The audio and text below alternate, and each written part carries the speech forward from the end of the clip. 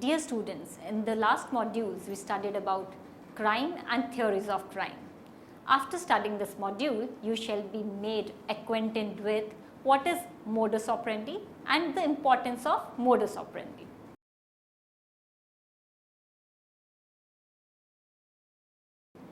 Let's start with the introduction to modus operandi. Modus operandi is a Latin phrase translated as method of operation. The term is used to describe one procedure of working, particularly in the context of criminal investigations. It is often abbreviated as MO. In general, modus operandi is the behavior indispensable for the effective commission of a crime. Douglas and Alshaker in 1998 defined modus operandi as what an offender has to do to accomplish a crime. This expression is often used in police work when talking about a crime and addressing the techniques employed by the offenders. The use of this term is also made while profiling the criminals, where it can help in finding clues to the offender's psychology. It typically consists of probing the actions used by the individuals to accomplish the crime, prevent its detection and facilitate escape. An accused's modus operandi can help in his identification, apprehension or repression, and can also be used to determine connections between crimes. According to Keppel in 2005, the term modus operandi emerged first in 1654 in a section called Zumita because of their causes or their modus operandi, but didn't make the leap from being a narration of animal behavior to an explanation of human behavior until the 1800s, when the term started emerging in English utilitarian literature. Example, in Mill's logic, in the United States, the same term was used for quite some time in patent law to describe the way new machine inventions worked. By the 1890s, Scotland Yard detectives began keeping modus operandi archives so that the known behaviors of criminals could be sketched from district to district. Fosdick in 1916. Over the years, the Scotland Yard method of record keeping of modus operandi files was adopted as the method in police science, and file systems attempted to record the following fundamentals as per the benchmark set by the Scotland Yard. First, classword, the kind of property attacked. Second, entry, the point of entry. Third, means, any implements or tools used. Fourth, object, kind of property taken. Fifth, time, the time of day or any significance about the day. Style, whether the criminal described themselves as someone else to gain entry. Tale, any disclosure by the criminal about themselves. 8. Pals, whether the crime was committed with confederates. 9th, transport, how the criminal transported himself. 10th is the trademark, any unusual behavior in connection with the crime. Criminologists have ascertained that no matter his specialty, burglary, auto theft or embezzling, the skilled criminal is incredibly seemingly to stick to his explicit approach of operative. If, for instance, a thief begins his career by getting into homes from the window, he will altogether continue this technique for as long as he is able to work. Some burglars become therefore hooked up to their routine that they burgle similar places or individuals again and again. The construct of modus operandi then found its means into some applied and theoretical criminology books like Sutherland's in 1947, Principles of Criminology, wherever the subsequent definition was placed forward, Modus operandi is that the principle that a criminal is probably going to use constant technique repeatedly, and any analysis or record of that technique utilized in each serious crime can give a method of identification in a very explicit crime. The concept that a modus operandi may amend, evolve or vary slightly from crime to crime seems to be a late 20th century development and might be found within the writings of murderer profilers like politician, Burgess and Ressler in 1922, Vale in 1997 and Gumwood and Michaud in 1999. For instance, politician and Alchecker in 1998 and 90 believed that it is a learned behavior and gets changed and formed because the criminal gets superior and superior. One defying this subject would hold that it looks the formist amendment, evolution or variation in routine would occur with the part of entry. Wherever the bad person changes, however, they gain entry upon discovery of additional hardened targets. False amendment within the modus operandi is additionally attainable, involving the criminal seeking out a victim of a unique race or from a unique geographical area so as to throw any profilers off. It is well known that if modus operandi files were the sole issue police relied upon, authorities would possibly assume they are looking for more than one criminal. Most of the times, the method of operation or modus operandi is confused with the criminal signature. It is usually observed that the criminal's modus operandi may change over time, but his or her signature will usually remain the same.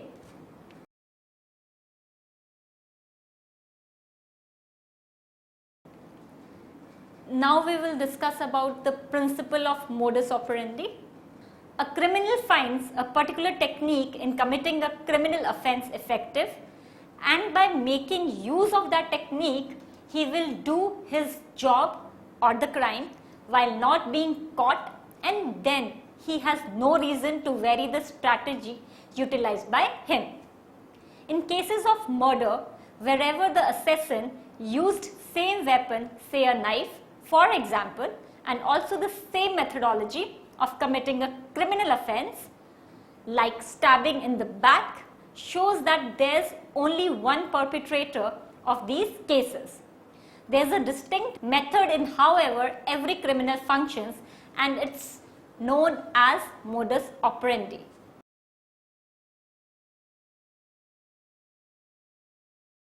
Now the elements of modus operandi. The criminal's modus operandi is comprised of learned behavior that can progress and develop over time.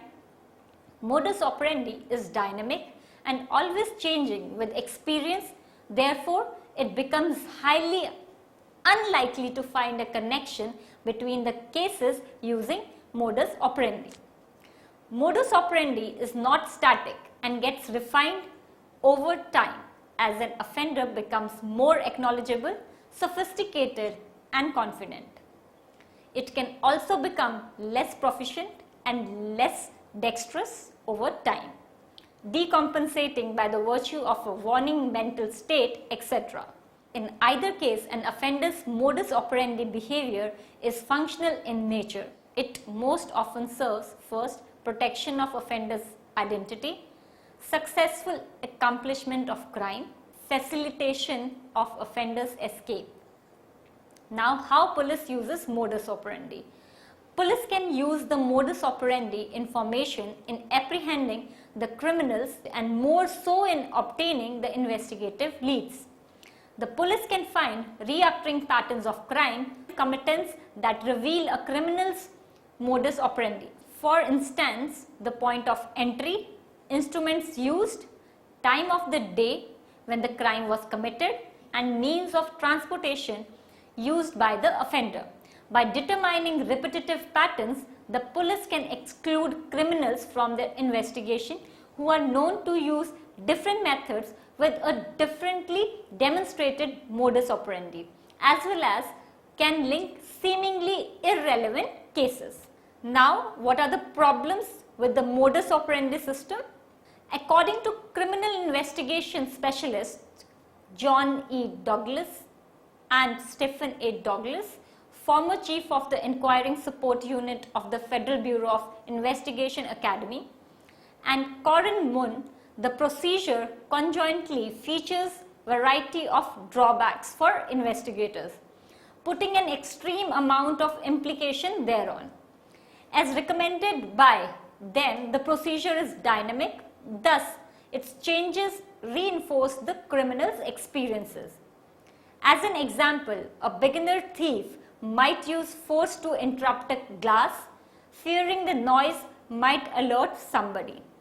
He rushes to the property. The same person, however, having learned from his previous approach, can use quieter strategies to break in to make it seem like a distinct person's act.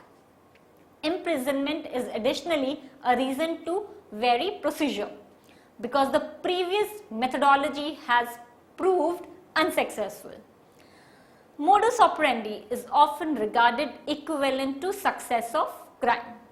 The better the modus operandi, the more chances of success in the committance of crime.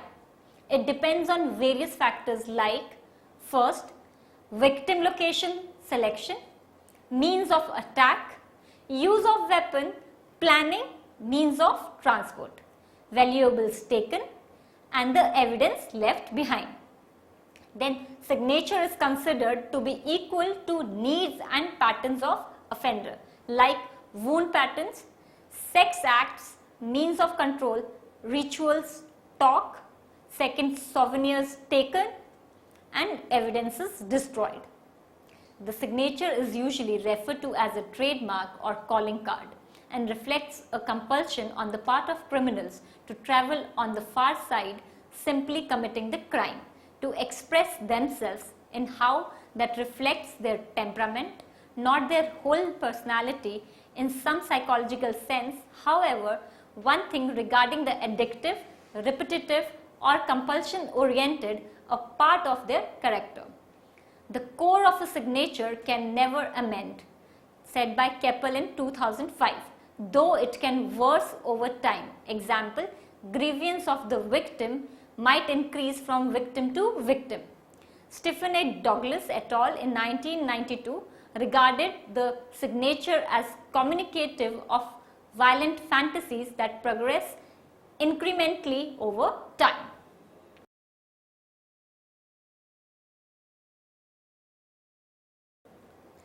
Now, what is modus operandi and motive? The difference between the two. Modus operandi and motive are two distinct things. Let us first learn about motive. A criminal is compelled to commit a specific crime for a specific reason. That reason, be it cash, anger, revenge, power, or lust, is his motive. However, motive is a way lot sophisticated than simply providing a reason why a criminal commits a criminal offense. For example, even as each individual has their own signature that is proven on paper once they sign their name, similarly a criminal can have a motive with behaviors that are a signature to them alone. So while a murderer in New York may kill out of anger and another murderer in Atlanta does the same thing, they will do it differently with different appealing signature behaviors. Their motive will meet a requisite they have, say, an emotional or psychological want. But neither their motive nor the signature behavior should be puzzled with the technique they use to commit their criminality. This is because crime methods are known as modus operandi or MO. They have nothing to do with crime motive. Modus operandi, the method a criminal uses to commit a crime. If a criminal is inspired by greed to commit robbery, One of his signature behaviors while at the crime scene could include the slashing of any particular furniture item in the home. He might be annoyed at a parent spouse about the particular furniture item and an argument that resulted about it. So he may act out in retaliation at each of his robbery crime scenes by slashing that particular furniture item. This signature would just be a supplementary aspect of his original motive, a desire to gain money from stealing. Other burglars would probably not be doing this in the same city. So at each of this burglar's crime scene, he is leaving police an insight into his motivation. But none of this is his modus operandi or MO, since none of it is obligatory for the commission of the offense of burglary. In other words, he doesn't have to slash that furniture item in order to burglarize the homes. So anything a criminal doesn't have to do to commit his crime will not be considered part of his MO. Modus operandi pertains only to the method used to commit a crime. It does not have anything to do with the motive that derives the criminal or the signatures he might use during the crime, unless they overlap with his MO somehow. Example of modus operandi. The MO of a particular burglar could be that during the burglary he wears a utility repairman's outfit to lend credibility for why he is in the neighborhood. He would do this in case someone was to question him. This particular MO would help him to evade capture, since it would be assumed he was present for a legitimate reason. Thus, this criminal's motive would be money, his signature behavior would be slashing the furniture item, and his MO would be wearing the utility company uniform when committing the crime.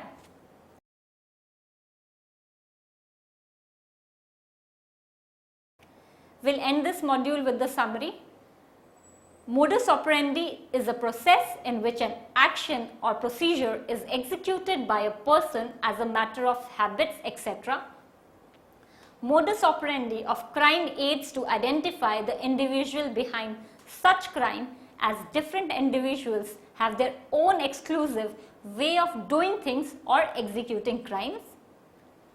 Modus operandi is the conduct which is deemed necessary for the effective commission of a crime.